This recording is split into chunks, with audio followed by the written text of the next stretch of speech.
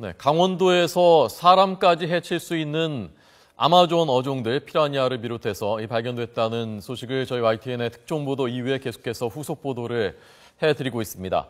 환경당국이 문제의 저수지, 횡성에 있는 저수지에서 물을 빼고 있습니다. 오늘 오후면 물이 모두 빠지고 그 뒤에 다시 이 외래 어종들을 퇴치하는 작업을 계속해서 벌일 계획입니다.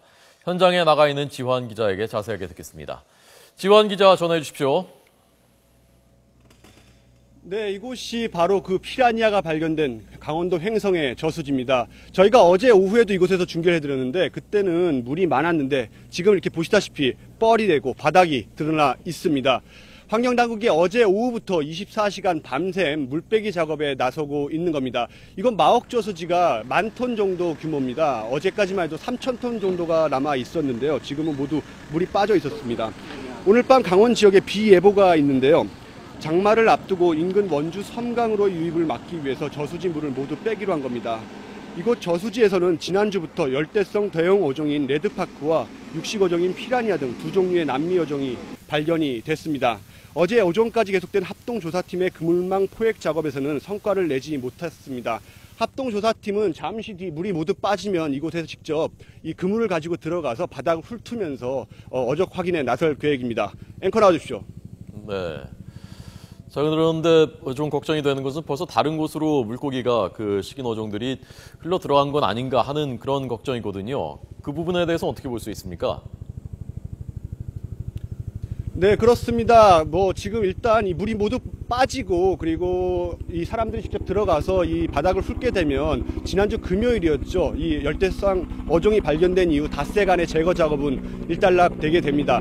가장 우려스러운 게 지금 앵커께서 말씀하신 대로 다른 곳으로 유입이 되지 않았나 하고 싶은 건데요. 현재로서 그 가능성은 좀 희박하다고 할 수 있습니다. 바로 그 이유는 가뭄 때문입니다. 강원도 지역 가뭄이 무척 심각했죠. 그래서 이 저수지가 지난 4월 이후에 물이 채워졌는데 가뭄으로 이 저수지 수위가 외부 강으로 유입되는 수문보다 낮아져서 있었습니다. 따라서 주변 강으로 유입되기는 좀 힘든 상황입니다. 그래도 만약의 경우를 대비해서 조사반은 외래 어종 발견 이후 가장 먼저 저수지 주변 그물망을 3겹으로 설치했습니다.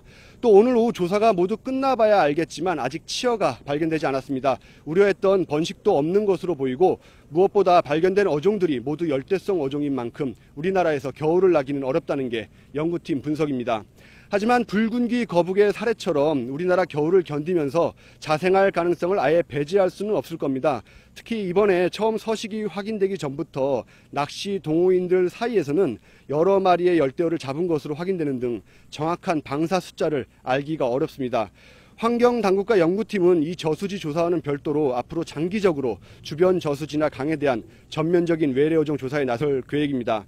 아무튼 토종 생태계에 어떤 혼란을 줄지 모르는 그런 상황에서 누군가가 무분별하게 사람을 공격할 수 있는 이런 육식 어종까지 이 강에다 풀어 놓았습니다.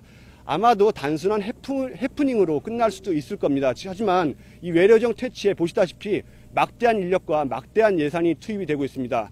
그리고 다들 아시다시피 강원도 지역 가뭄으로 무척 고통을 받고 있습니다. 물 하나가 정말 물 조금이라도 아쉬운 이런 상황에서 기껏 모아놓은 이 저수지 물까지, 농업용 저수지 물까지 모두 내다버려야 되는 그런 안타까운 상황이 만들어지고 있습니다. 지금까지 강원도 횡성 저수지에서 YTN 지환입니다.